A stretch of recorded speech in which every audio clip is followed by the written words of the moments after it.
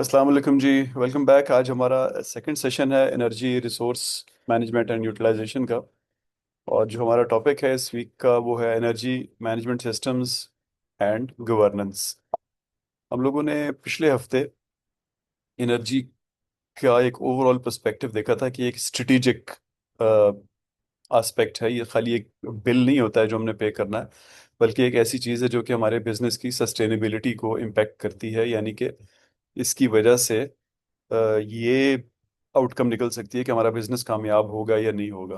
और इसी तरह ये एक बिजनेस से लेके एक इकोनॉमी तक चीज चलती है। लेकिन आज हम क्या देखेंगे, आज हम उसको एक कदम आगे लेके जाएंगे कि एक आपने स्ट्रेटेजी तो बना दी या सोच तो लिया कि मैं इसको एक पर्टिकुलर एंगल से एक फ्यूचर तक लेके चलूंगा। लेकिन उसके लिए आपको एक स्ट्रक्चर चाहिए होगा, क्योंकि स्ट्रेटेजी जब तक आप एक स्ट्रक्चर के थ्रू इम्प्लीमेंट नहीं करते तो वो खाली किताबी बातें रहती हैं। और स्ट्रक्चर जो है उसको एक सिस्टम चाहिए होता है। इन दोनों का रिलेशनशिप आप ऐसे देख लें कि स्ट्रक्चर जो होता है वो बेसिकली एक स्केलेटन होता है, और सिस्टम जो है वो इट्स द लिविंग बॉडी, यानी हाउ इट फंक्शंस। यानी आपका आपका जो ढांचा है आपके जिस्म का वो आपका स्ट्रक्चर है। और जो आपका सिस्टम है वो ऑब्वियसली आपके सारे बॉडी पार्ट्स मिलके फिर आपको चलाते हैं, आप खाना खाते हैं, आप एक ज़िंदगी गुजारते हैं। तो ये रिलेशनशिप होता है स्ट्रैटेजी का, स्ट्रक्चर का और सिस्टम्स का। एक और आप एग्जांपल ले लें तो हार्डवेयर और सॉफ्टवेयर की एग्जांपल आप ले सकते हैं।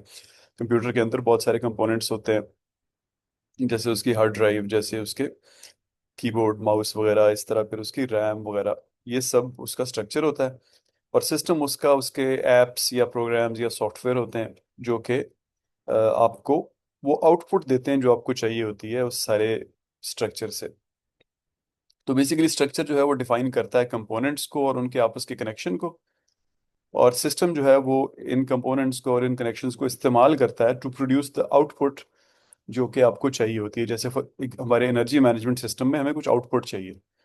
खाली हमने एक स्ट्रेटजी तो नहीं बनानी थी ना। At the end of the day हमें एक एक ऐसी ऑर्गेनाइजेशन चाहिए जो कि पैसे कमा सके, एनर्जी की वजह से उसको स्ट्रेटेजिक रिस्क ना हो, वो एक्सपोर्ट कर सके उन मंडियों में जहाँ पे एनर्जी रिलेटेड चीज़ों को बहुत ध्यान से देखा जाता है, जैसे कार्बन फुटप्रिंट वगैरह को। तो आज का फिर हमारा टॉपिक है वो है हमने एनर्जी मैनेजमेंट सिस्टम कैसे बिल्ड करना है। एनर्जी मैनेजमेंट सिस्टम होता क्या है?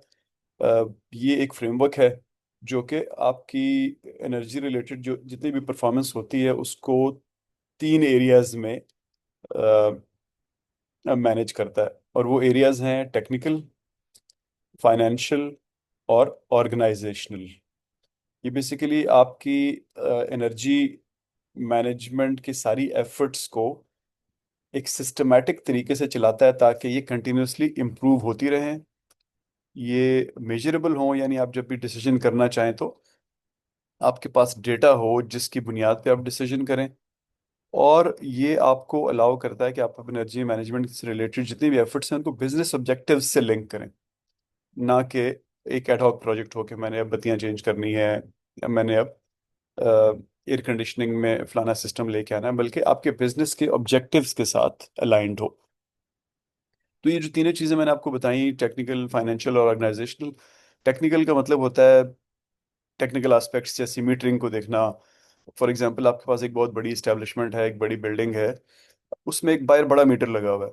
तो आप अब मैक्रो लेवल पे तो चीज़ें देख सकते हैं, लेकिन माइक्रो लेवल पे कर ही नहीं सकते।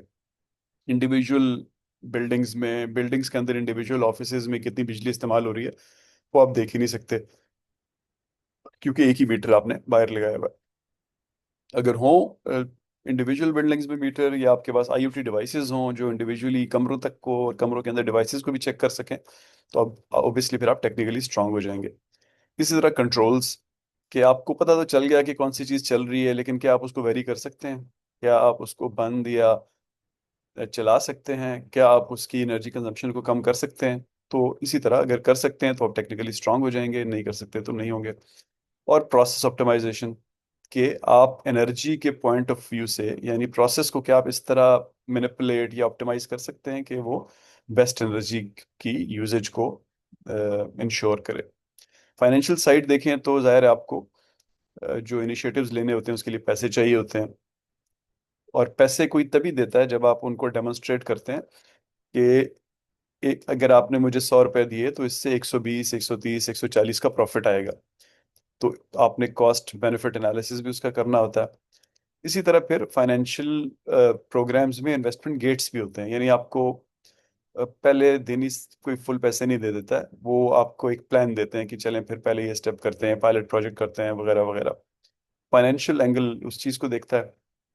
और ऑर्गेनाइजेशनल एस्पेक्ट इसका ये होता है कि रोल्स किसका क्या है एनर्जी मैनेजमेंट के पॉइंट ऑफ व्यू से, कौन किसको रिपोर्ट करेगा, गवर्नेंस सिस्टम क्या होगा। गवर्नेंस सिस्टम एक जिस पीछे हमने स्ट्रक्चर्स और सिस्टम की बात की ना, तो गवर्नेंस सिस्टम कुछ इस तरह की चीज़ होती है कि वो बताता है कि इस पर्टिकुलर एस्पेक्ट में कौन किसको रिपोर्ट कर रहा होगा, कौन सी टीम्स में कौन सा क्या क्या स्ट्रक्चर होगा और कौन सा बंदा क्या काम कर रहा होगा।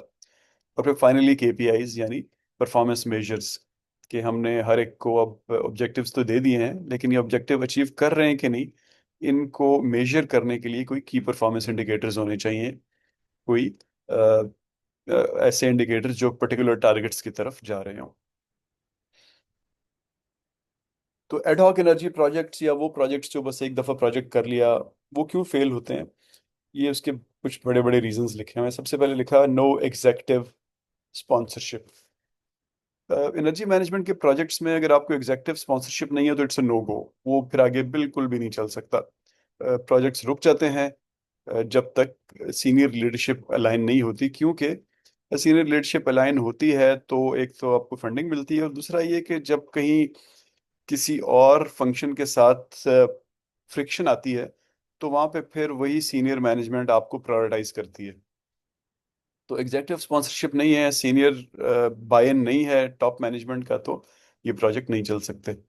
दूसरा लिखा है नो डेटा ड्रिवन मॉनिटरिंग। अब आपके पास अगर लैक ऑफ डेटा है, आप मीटरिंग कर ही नहीं रहे या कर सकते ही नहीं है, तो फिर आप ये डेमोन्स्ट्रेट ही नहीं कर सकेंगे कि आपने कुछ अच्छा काम किया है। आप कहेंगे मैंने बिजली में बचाई है, वो बताएंगे कैसे बचाई है, आपका मीटर का बिल तो उतना ही आ रहा है। तो जब तक आप ये नहीं बता सकेंगे कि देखें फलानी चीज को आप जब तक नहीं रोकेंगे तब तक मैंने तो बचा लिया लेकिन वो ज्यादा इस्तेमाल करना शुरू हो गया, वो मतलब कि वो सिस्टम एंड सो ऑन।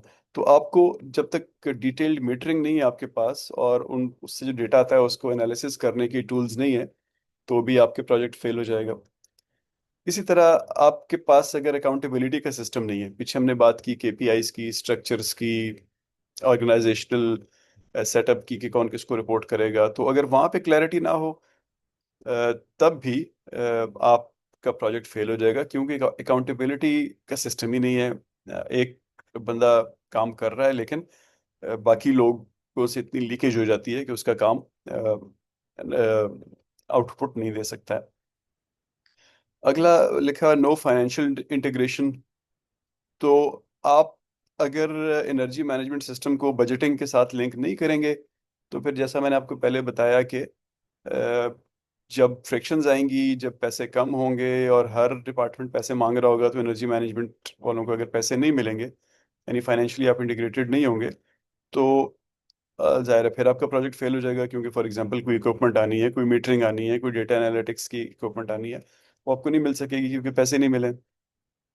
और आप इसके पीछे नॉर्मली ये रीज़न होता है कि आपके पास रिटर्न ऑन इन्वेस्टमेंट का क्लियर पाथवे नहीं होता है, यानी आपने क्लैरिटी से उनको नहीं बताया होता कि आप ये पैसे देंगे तो इससे क्या आउटपुट निकलेगी। और आखिर में लिखा है नो कंटिन्यूअल इम्प्रूवमेंट। यानी हमारे जो इंडिविजुअल प्रोजेक्ट्स होते हैं, एडॉक प्रोजेक्ट्स, वो तो वन टाइम एफर्ट्स होती हैं ना, तो फिर सीनियर मैनेजमेंट को या आपके कस्टमर्स को या उन मंडियों पे जहाँ पे आप बेचना है, उनको ये नज़र नहीं आ रहा होता कि आप चीज़ों को कंटिन्यूअसली आगे की तरफ लेके जा रहे हैं। आपने कुछ काम तो कर लिया, थोड़ा बहुत फ़ायदा भी हो गया, लेकिन आपके जो अचीवमेंट है वो इंस्टीट्यूशनलाइज नहीं है, अगली दफ़ा नहीं होगी।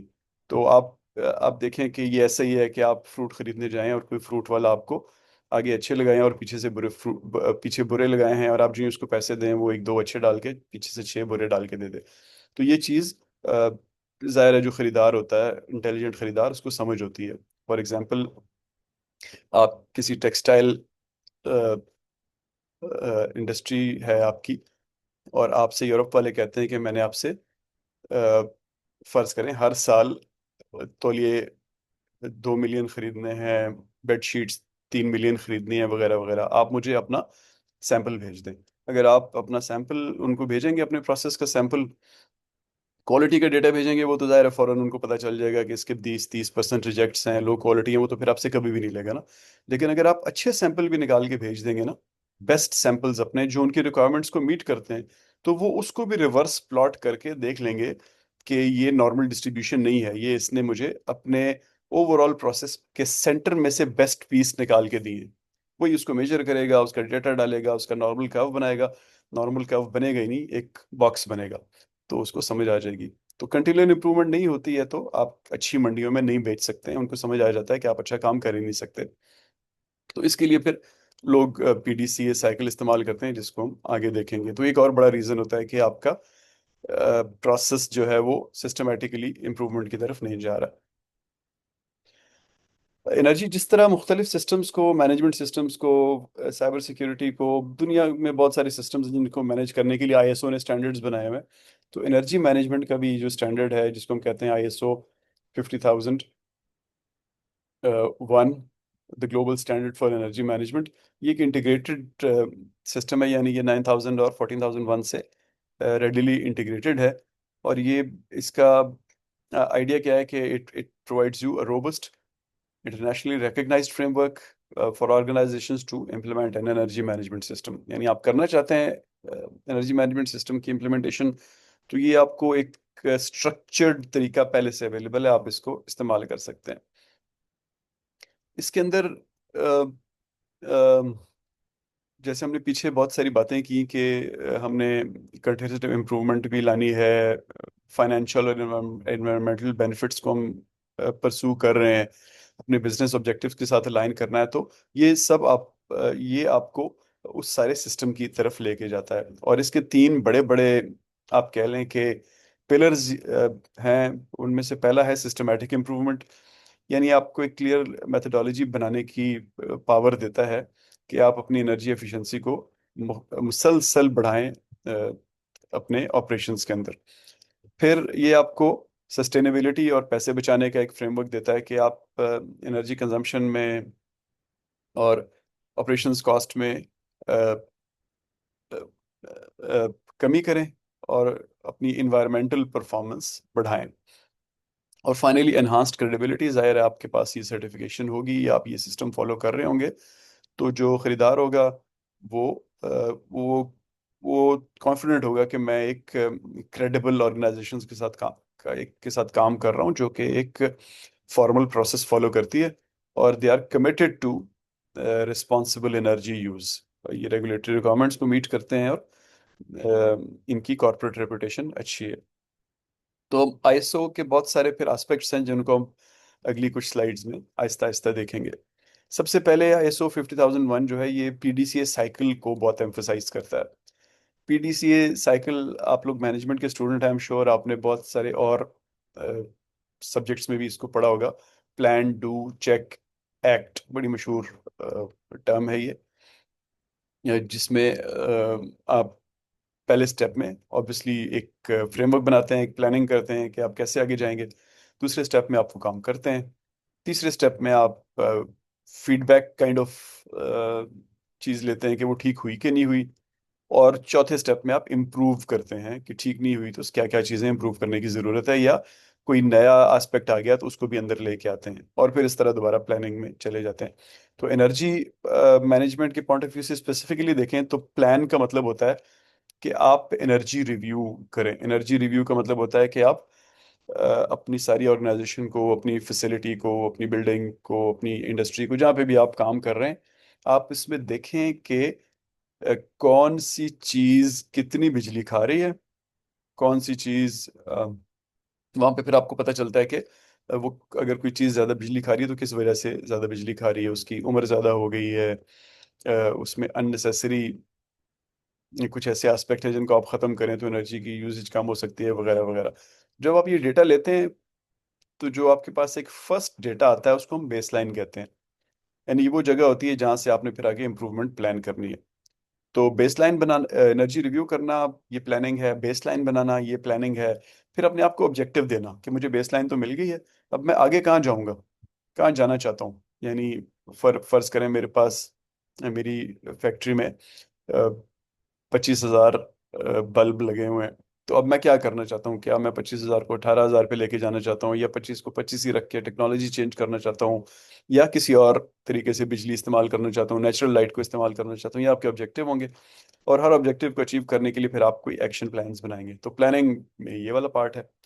करने में आप क्या करते हैं कि फिर आपने पीछे प्लान्स बना लिए, अब आप उनको इम्प्लीमेंट करते हैं और कंट्रोल करते हैं। यानी आपके मुख्तलिफ छोटे छोटे प्रोजेक्ट्स बनेंगे, कहीं आप बल्ब चेंज कर रहे होंगे, कहीं पे आप एसी की एसी का सिस्टम जो है उसको एफिशिएंट बनाने की कोशिश कर रहे होंगे, कहीं पे आप वर्किंग आवर्स को ऐसे शिफ्ट करने की कोशिश कर रहे होंगे कि बिजली कम इस्तेमाल हो, कहीं पे आप लोगों को एजुकेट कर रहे होंगे, वगैरह वगैरह। बहुत सारे प्रोजेक्ट्स होते हैं। और साथ ही आपके कंट्रोल्स होंगे। कंट्रोल्स का मतलब कि आपने हर एक को टारगेट दिए होंगे, वहां पे देखेंगे कि वो वहां पहुंचा कि नहीं पहुंचा। चेक में आप क्या करेंगे कि मुख्तलिफ केपीआईज आपके सामने होंगे, और आप उन पे देख रहे होंगे कि आपका स्कोर क्या है। केपीआईज को यहाँ पे यानी एनर्जी मैनेजमेंट के सब्जेक्ट में हम एनर्जी परफॉर्मेंस इंडिकेटर्स कहते हैं। यानी के की जगह ई आ गया, एनर्जी परफॉर्मेंस इंडिकेटर्स। हम आगे देखेंगे कि मुख्तलिफ ऑर्गेनाइजेशंस में क्या क्या ये इंडिकेटर्स हो सकते हैं। तो आप इनको देखते रहते हैं। जो अचीव हो गया गुड इनफ, जो अचीव नहीं हुआ फिर आप देखते हैं कि क्यों नहीं अचीव हुआ। और वहाँ पे ये चौथा पार्ट आता है एक्ट। यानी कि आप करेक्टिव एक्शंस लेते हैं, ताकि अगली बार आप इम्प्रूव वो टारगेट्स अचीव कर सकें या उससे भी आगे जा सकें, और आपका प्रोसेस कंटिन्यूसली इम्प्रूव होता रहे। अब जाहिर है बीच में टेक्नोलॉजी चेंज हो जाती है, इंडस्ट्री में competitiveness के कोई नए फैक्टर्स आ जाते हैं, वगैरह वगैरह। तो आप फिर नई प्लानिंग शुरू कर देते हैं। जो आपको एक तो एक्सटर्नैलिटीज जो आई, यानी बाहर से जो इंडस्ट्री से चीज़ें आई, जो इन्वायरमेंट से चीज़ें आई, कस्टमर से चीज़ें आई, वो आप अंदर ले आए। और दूसरी तरफ से आपने जो जो एक्ट वाला पार्ट है, यानी आपको चेक के बाद पता लगा कि कुछ एक्शंस लेने हैं, तो वो एक्शन ले लिए। इन दोनों को मिला के आप फिर नई प्लानिंग शुरू कर देते हैं। तो ये है PDCA cycle in energy management. अब इसमें आपने सब देखा होगा, प्लान में सबसे ऊपर लिखा हुआ है एनर्जी रिव्यू। तो क्विकली देखते हैं कि एनर्जी रिव्यू और उसके बाद बेसलाइन ये क्या चीज़ है। एनर्जी रिव्यू बेसिकली क्या होता है कि आप आइडेंटिफाई करना चाहते हैं सिग्निफिकेंट एनर्जी यूजेस को, एस ई यूज को। ये अगेन एक आर्टिफैक्ट है, एक स्टैंडर्ड टर्म है एनर्जी मैनेजमेंट में, एस ई यूज। तो उसको आइडेंटिफाई करना बहुत ज़रूरी है कि ये kind of low hanging fruits होते हैं, क्योंकि आप उनमें जल्दी इंप्रूवमेंट लेके आ सकते हैं। जब आपको पता लग जाता है कि कौन कौन सी चीज़ें ज़्यादा बिजली इस्तेमाल करती हैं, तो आप एक बेसलाइन इस्तेमाल करते हैं। यानी आपके पास पहला डेटा आ जाता है कि मेरा ये शिप जो है ये 1 घंटे में 3 टन फ्यूल इस्तेमाल करता है, या 1 मिनट में 3 टन फ्यूल इस्तेमाल करता है। तो ये आपकी बेसलाइन आ गई। मेजर्ड डेटा से आपको पता लगा। अब आप देखते हैं कि वो क्या इन्फ्लुएंसिंग वेरिएबल्स हैं जिसकी वजह से ये ज़्यादा फ्यूल इस्तेमाल कर रहा है। तो क्या प्रोडक्शन बहुत बढ़ गई है, यानी मुझे शिप के केस में बहुत ज़्यादा स्पीड चाहिए, क्लिंकर के केस में बहुत ज़्यादा मुझे सीमेंट बनानी पड़ रही है, इस दफ़ा डिमांड बहुत बढ़ गई है, या वेदर कुछ ऐसा है, मेरी बिल्डिंग है बाहर बहुत धूप पड़ रही है तो बहुत ज़्यादा बिजली और एसी इस्तेमाल हो रहा है, या सन एक्सपोजर बहुत ज़्यादा है कि मैंने शील्डिंग नहीं की हुई और बिल्डिंग वैसे ही इतनी गर्म हो जाती है कि बहुत मुझे ठंडी करनी पड़ती है, या मेरी इक्विपमेंट पुरानी है, 50 साल पुरानी इक्विपमेंट है, ज़ाहिर है ज़्यादा बिजली इस्तेमाल करेगी, या ऑक्यूपेंसी बहुत हो जाती है, बहुत ज़्यादा लोग सब कमरों में आ जाते हैं, सब कमरे ऑन हो जाते हैं, सबके पंखे लाइटें वगैरह ऑन हो जाते हैं। तो आप फिर देखते हैं कि वो कौन से वेरिएबल्स हैं जिनकी वजह से एस सी यूज़ बहुत ज़्यादा एनर्जी इस्तेमाल कर रहे हैं। तो आप फिर क्या इस बेसलाइन को इस्तेमाल करते हुए और इन्फ्लुएंसिंग वेरिएबल्स को देखते हुए अपने लिए मेजरेबल टाइम बाउंड टारगेट्स बनाते हैं। और फिर अ, देखते हैं कि इन आप मुख्तलिफ कौन कौन से एक्शंस ले सकते हैं, या आपकी टीम कौन कौन से एक्शंस ले सकती है जिसकी वजह से आपकी एनर्जी यूजेज कम होगी। फिर इसमें प्रैक्टिकली जब आप करेंगे तो आपको पता लगेगा कि हर थ्योरेटिकली तो ऐसे बड़ा अच्छा लगता है ये कहना कि बिजली बंद कर दो, लाइट बंद कर दो, कम इस्तेमाल करो, फ्लैश पानी कम करो, इस्तेमाल टैप बंद कर दिया करो वगैरह वगैरह। लेकिन हर एक की अपनी फिजिबिलिटी भी देखनी होती है, ह्यूमन फैक्टर होता है उसके अंदर, प्रोडक्शन के फैक्टर्स होते हैं, तो फिर आप उसके साथ चीज़ों को अलाइन करके रियलिस्टिक टारगेट रखते हैं। तो द आइडिया इज कि आपको शुरू करना चाहिए हमेशा हाई कंजम्पशन प्रोसेसेस के साथ और हाई कंजम्पशन मीटर्स के साथ, क्योंकि अगर कोई क्विक विन आपको मिल जाती है, यानी एक जगह पे फर्ज करें आपका टोटल बिल 1 लाख रुपए है, और उसमें से एक ही पार्ट आपका खाली 60,000 रुपये इस्तेमाल कर रहा है, तो वहां पे आपने 60,000 में से 2-4 हज़ार भी कम कर दिए, जो कि बहुत सिग्निफिकेंट नहीं है, 6-8% बनता है, लेकिन ओवरऑल आपका बिल काफी गिर जाएगा, और आपका जो इनिशिएटिव है वो अप्रिशिएट होगा कि अच्छा इसने अर्ली विन अचीव कर ली है। तो अब देखते हैं जी, ये ENPIs या एनर्जी मैनेजमेंट के KPIs क्या होते हैं। तो KPIs का concept I am sure most of you understand. आगे हम थोड़ी जब इसका स्ट्रक्चर देखेंगे तो उस पर थोड़ी सी मजीद बात करेंगे। KPIs बेसिकली आपने वो इस्तेमाल करने हैं या वो चूज करने हैं जो स्पेसिफिक हों, यानी बड़ी बड़ी बड़ी बात ना कर रहे हो, वो स्पेसिफिकली पर्टिकुलर डिटेल्ड चीज का आपको अकाउंट दे रहे हो, मेजरेबल हो। मेजरेबल का मतलब ये है कि वैसे तो दुनिया में हर चीज मेजरेबल होती है, लेकिन आपकी ऑर्गेनाइजेशन मेजर कर सकती है कि नहीं। जैसे फॉर एग्जांपल आपके पास एक ओवन है, जिस पे जो बटन लगा हुआ है वो 30 डिग्री से 60 डिग्री पे चला जाता है, अगला बटन दबाएं तो 60 से 90 पे चला जाता है सेंटीग्रेड पे। तो आप अब आपकी मेजरमेंट यहाँ पे रिस्ट्रिक्ट हो गई है। अब 60 और 90 के बीच की चीज़ों को आप मेजर ही नहीं कर सकते, क्योंकि आपके पास उसको मेजर करने का टूल ही नहीं है।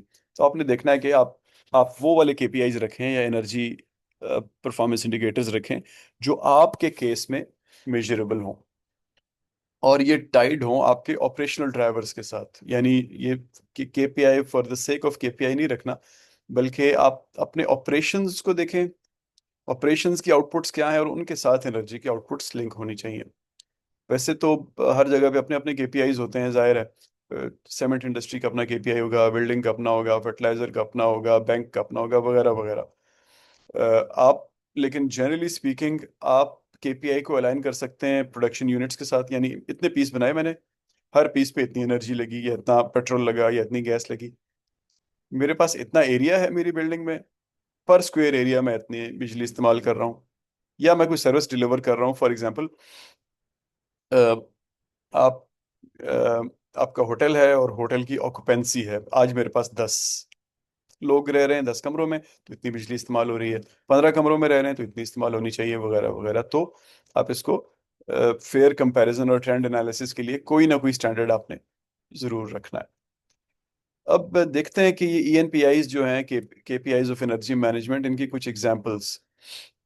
फॉर एग्जांपल टेक्सटाइल इंडस्ट्री में आप किलोवाट पर मीटर ऑफ फैब्रिक प्रोड्यूस्ड कर सकते हैं, अब एक KPI के तौर पे इस्तेमाल। इस तरह steam consumption per ton of fabric इस्तेमाल कर सकते हैं, कंप्रेस्ड एयर लीकेज रेट को यूज़ कर सकते हैं, कार्बन इंटेंसिटी, इसके बारे में हम इंशाल्लाह अगले एक लेक्चर में बात करेंगे कि ये डिटेल में कैसे मेजर किया जाता है। कार्बन इंटेंसिटी को आप देख सकते हैं। इसी तरह सीमेंट में आप पर टन ऑफ सीमेंट कितने किलोवाट आवर इस्तेमाल हो रहा है, क्लिंकर फैक्टर, ये भी कहीं आगे हमें टाइम मिला तो इंशाल्लाह इस पर हम बात करेंगे। ऑल्टरनेटिव फ्यूल सब्स्टिट्यूशन रेट, यानी आप जो सीमेंट फैक्ट्रीज होती हैं नॉर्मली आजकल लोग ऐसी जगहों पे इंस्टॉल कर रहे हैं जहाँ पे कोई आप ऑल्टरनेट फ्यूल भी इस्तेमाल कर सकें। जैसे बहुत से लोग अपनी फैक्ट्रियाँ आप ऐसी जगह पे लगाते हैं जहाँ पे गन्ने का फुजला उनको मिल सकता हो।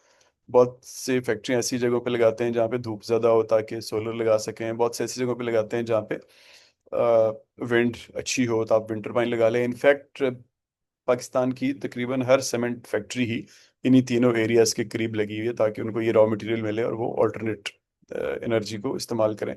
इसी तरह CO2 एमिशन पर टन ऑफ सीमेंट कितनी है, ये आपका KPI या ENPI हो सकता है।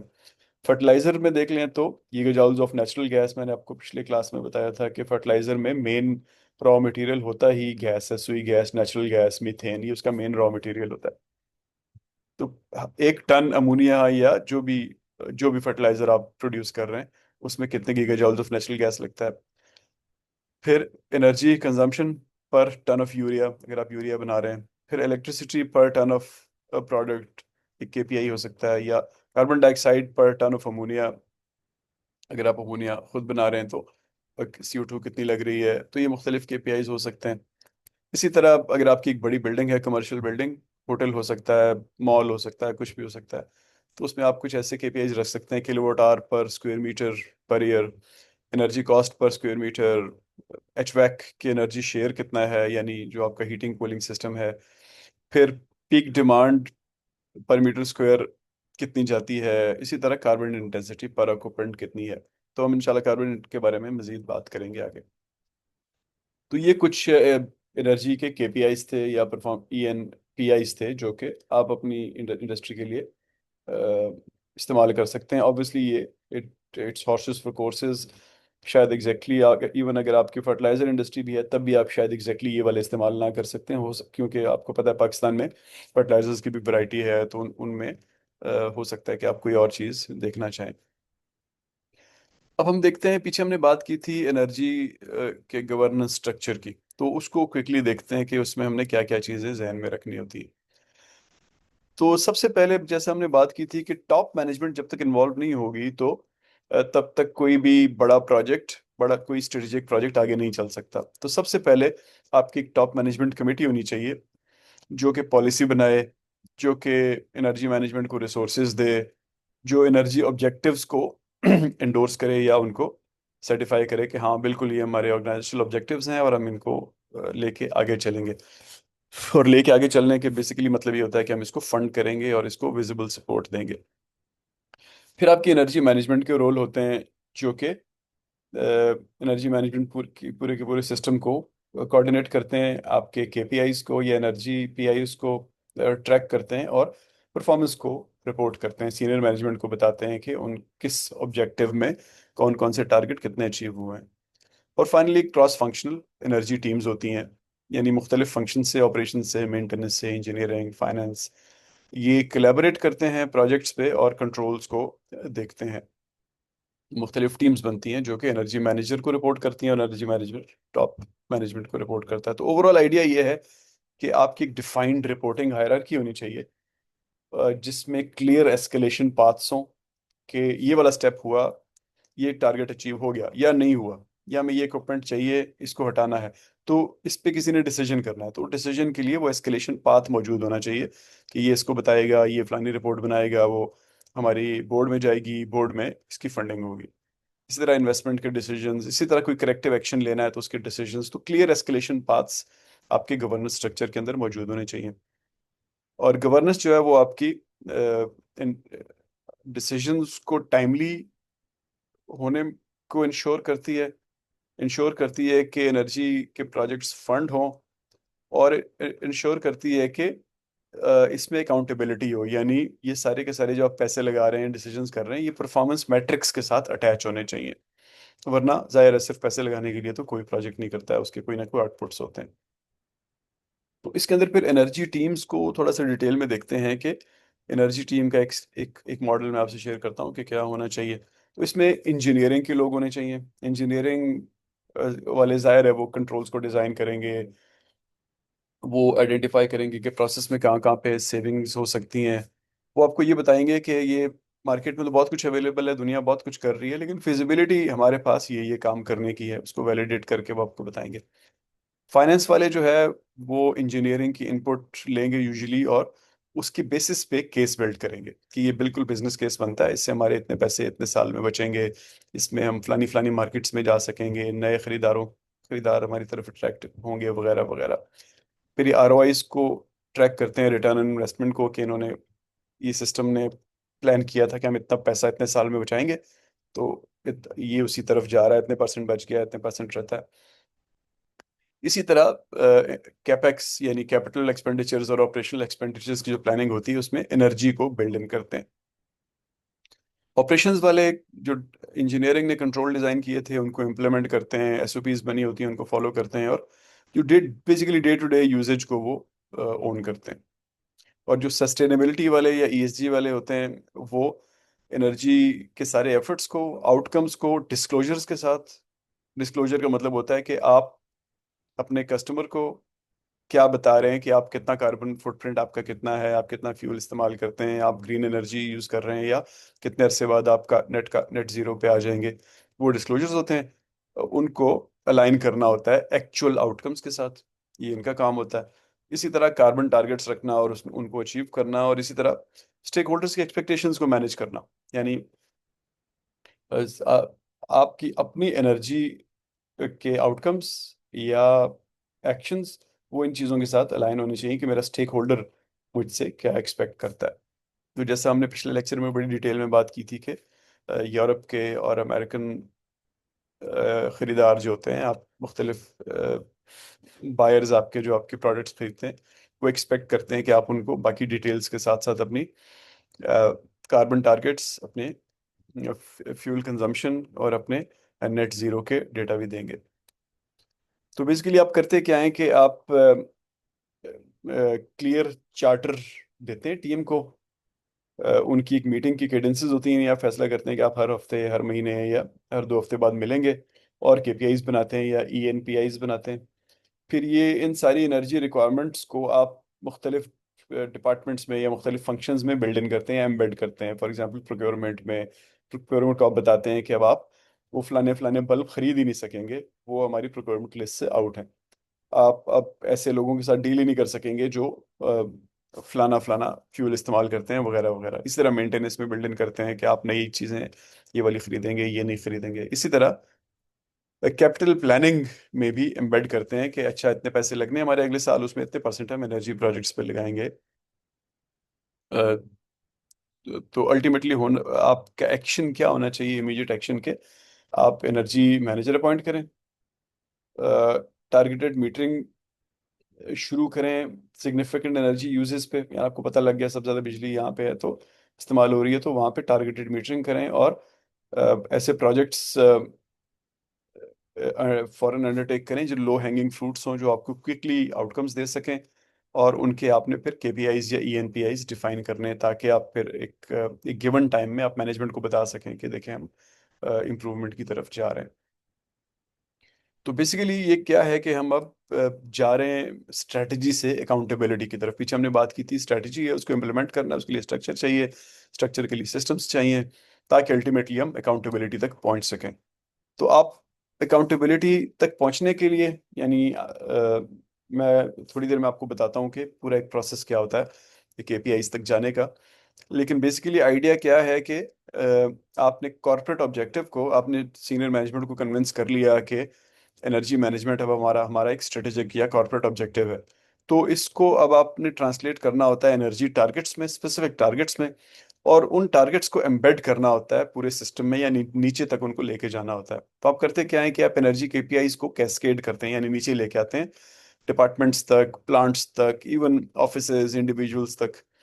फिर आप क्या करते हैं कि आप एनर्जी मेट्रिक्स को इंटीग्रेट करते हैं बजटिंग में और परफॉर्मेंस रिव्यूज में। यानी आप बताते हैं कि ये डिपार्टमेंट जो है, अ, इन्होंने इतनी बिजली इस्तेमाल की, इन्होंने इतनी इस्तेमाल की, तो पैसे इन्होंने इतने लिए थे, बिजली इतनी इस्तेमाल की।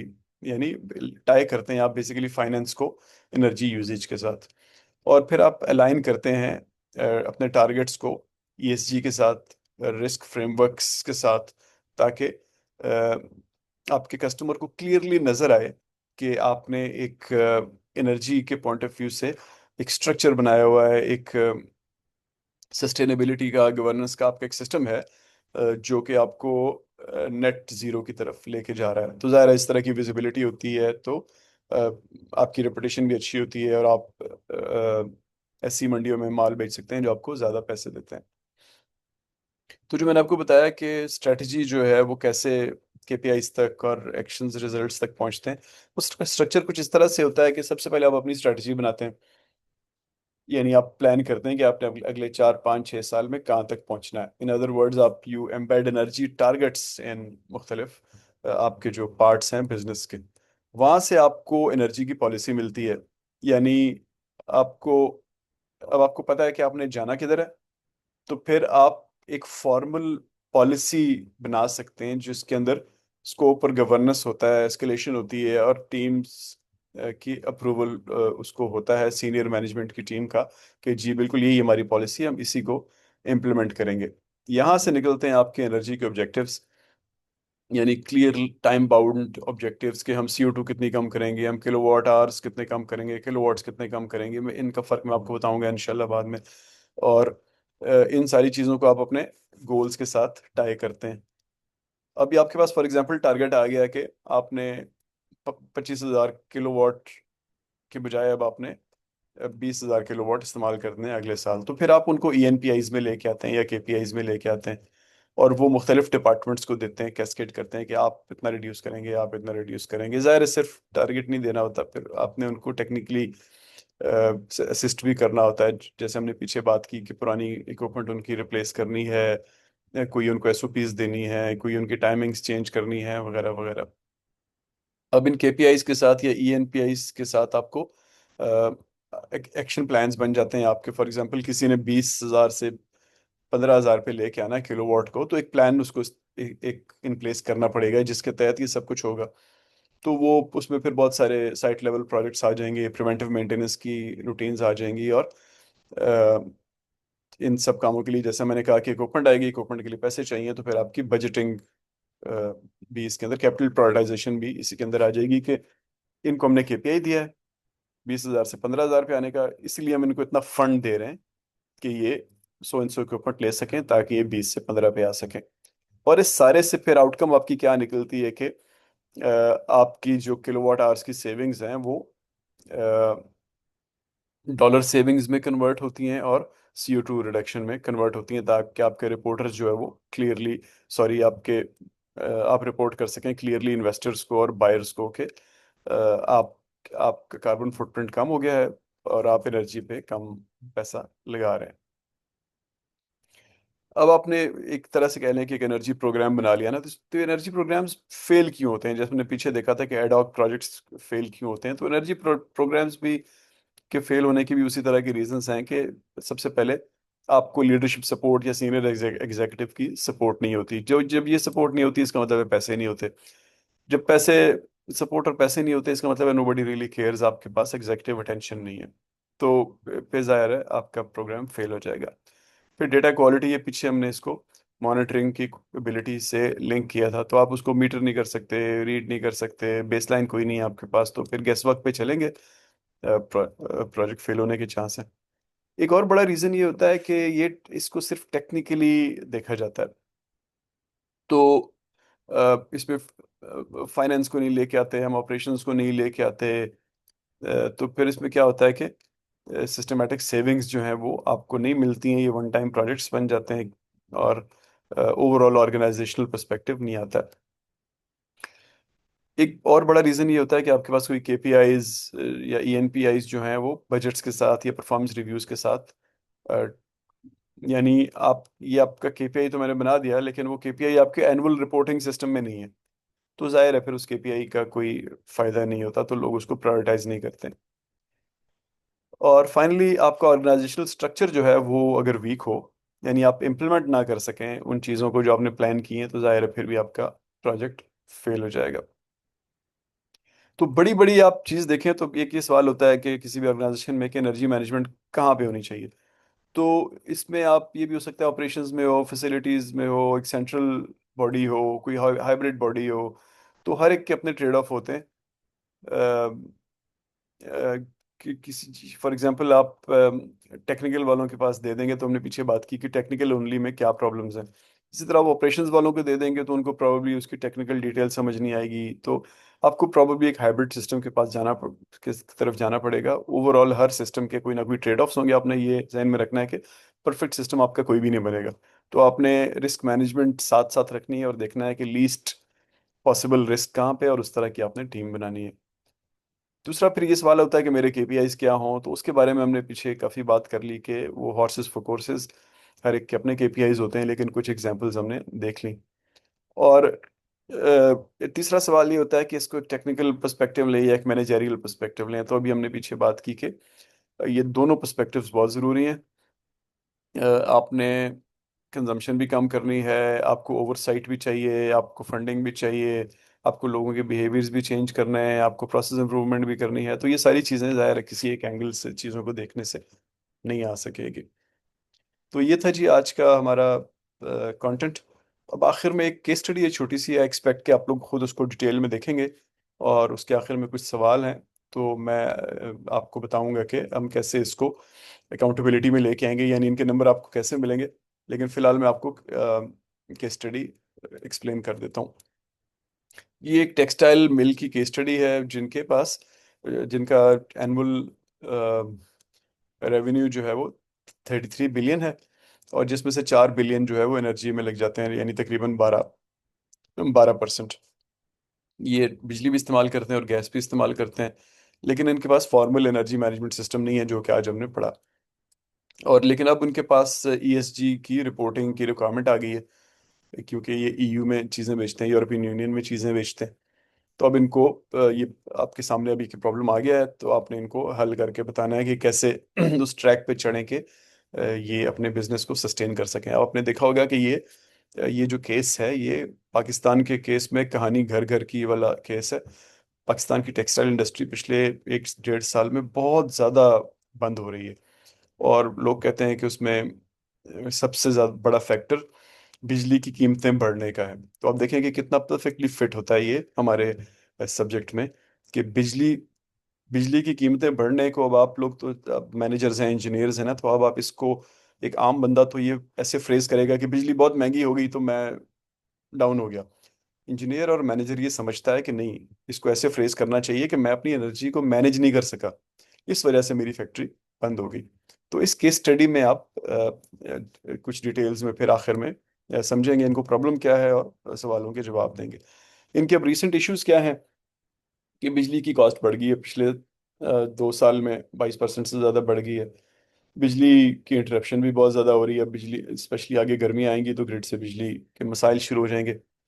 इनके पास कोई बेसलाइन नहीं है इस फैक्ट्री के पास, यानी ये इंप्रूवमेंट करना चाहें तो किस चीज़ पे इंप्रूव करें। एक बार बड़ा मीटर लगा हुआ है, बस उससे पता लगता है कि कितना बिल आएगा। इनकी मेंटेनेंस टीम जो है वो है तो सही, बड़ी ज़बरदस्त टीम है, लेकिन वो बस प्रॉब्लम आता है तो उसको वो ठीक कर देती है, कोई स्ट्रेटजी मौजूद नहीं है। लेकिन अब सीएफओ या सीईओ दोनों कह रहे हैं कि अब तो कॉस्ट रिडक्शन हमें करनी पड़ेगी, वरना हम हमारी फैक्ट्री भी बंद हो जाएगी और हम यूए नहीं बेच सकेंगे। और अब इन्होंने क्या किया है कि एक सस्टेनेबिलिटी ऑफिसर हायर किया है जो कि आप हैं बेसिकली, और उसको इन्होंने कहा है कि इसका कोई इलाज ढूंढे। तो इनकी करंट सिचुएशन में कुछ बड़ी बड़ी चीज़ें ये हैं कि एनर्जी पॉलिसी मौजूद नहीं है। अ, क्योंकि एनर्जी पॉलिसी नहीं है तो आप स्कोप नहीं सेट किया हुआ, कोई रोल्स नहीं है, यानी आप गए हैं ईएसजी ऑफिसर, आपको पता लगा है कि आप स्कोप ही सेट नहीं कर सकते, आप एस्केलेशन का सिस्टम नहीं है आपके पास, आप किससे किस वक्त अप्रूवल लें। तो एनर्जी पॉलिसी की सबसे पहले ज़रूरत है। कोई एनर्जी के केपीआईज नहीं है, तो ज़ाहिर है आप ट्रैक ही नहीं कर सकते कि कौन कितनी बिजली इस्तेमाल कर सकता है। क्रॉस फंक्शनल टीम नहीं है। क्रॉस फंक्शनल मतलब पीछे हमने देखा था कि मेंटेनेंस से, ऑपरेशन से, फाइनेंस से, वगैरह वगैरह जो भी आपके डिपार्टमेंट्स हैं उनकी टीम्स नहीं है।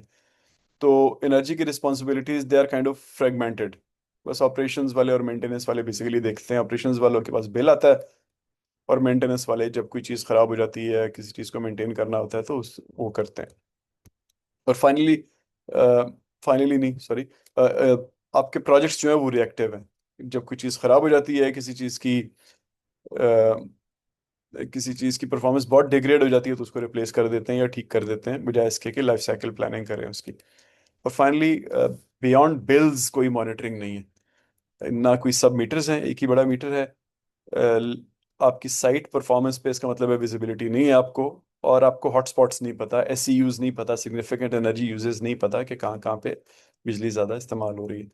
तो इसकी वजह से आपको फाइनेंशियल रिस्क भी है, आपकी कंप्लायंस भी जो है वो ईयू वालों को चाहिए, ईएसजी एक्सपेक्टेशंस हैं वो नहीं है, और आपकी रेजिलियंस भी नहीं है। रेजिलियंस मतलब जैसा आपके इर्द गिर्द अब फैक्ट्रियां बंद हो रही हैं तो आप भी, अगर आप ठीक नहीं होंगे तो आप भी बंद हो जाएंगे।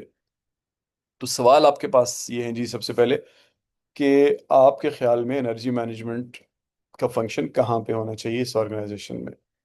इसके बारे में हमने पीछे काफ़ी बात की। आपके केपीआईज क्या होने चाहिए। आप टेक्सटाइल इंडस्ट्री हैं, आउटलाइन सी मैंने आपको बता दी है, तो आपके 3 से 5 केपीआईज क्या होंगे। आपकी एनर्जी मैन टीम, अब आप ईएसजी ऑफिसर लगे हैं तो आपकी टीम पे कौन कौन लोग होने चाहिए। फिर आपके 6 महीने का एक्शन प्लान। अब इस एक्शन प्लान में आप पीछे जो हमने चीज़ें पढ़ी ना, तो वो आपके दिमाग में होनी चाहिए कि आपके लो हैंगिंग प्रोजेक्ट्स, आपकी एसओपीज बननी है, आपका कोई पॉलिट प्रोजेक्ट होना है, इस तरह की मुख्तलिफ चीज़ें। अ, फिर आईएसओ 50001 आपको परसू करना चाहिए कि नहीं। तो ये ऑब्वियसली इसका कोई वन लाइनर जवाब नहीं होता। इसमें आप देखेंगे इसकी कॉस्ट क्या है, आपकी कैपेसिटी क्या है, आपके कस्टमर की रिक्वायरमेंट्स क्या हैं, और आपकी जो जो कस्टमर से आपको फ़ायदा होगा उससे आप जो आईएसओ से जो कॉस्ट आएंगी उनको ऑफसेट कर सकेंगे नहीं। तो आप अपने टाइम पे स्टडी करें जी इसके स्टडी को। मैं आपको एग्जैक्ट इसका डेडलाइन बता दूंगा कि आपने कब तक सबमिट करना है इसका जवाब। तो इंशाल्लाह हम इस प्रेजेंटेशन को, इसके कंटेंट को, इसके बारे में आपके कोई सवाल हो तो हम कमिंग संडे को 3 बजे डिस्कस करेंगे। Thank you.